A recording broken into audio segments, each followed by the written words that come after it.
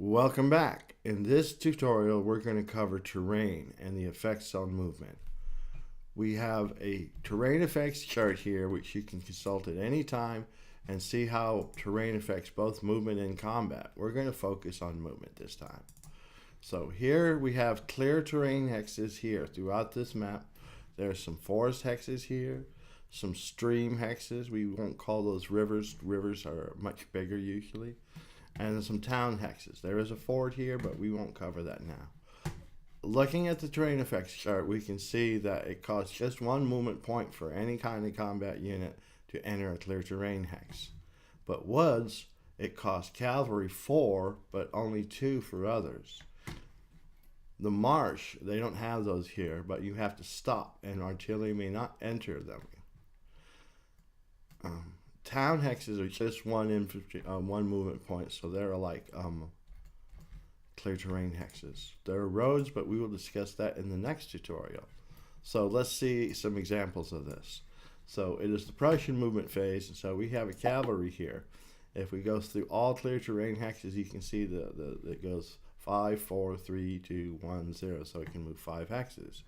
But if it were to go into the woods here, it costs 4 movement points to enter that hex. If we do the artillery, it just costs 2, but it can enter it. Here, we try moving across a river. It costs 2 movement points to enter this hex. 1 for the hex and 1 extra for the river.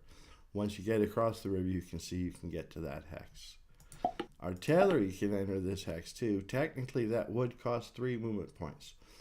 But you're always allowed to move at least 1 hex, except when trying to enter a swamp hex.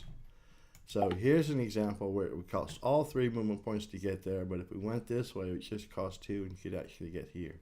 But if you went that way, it would cost all 3 movement points to get across that river into that woods.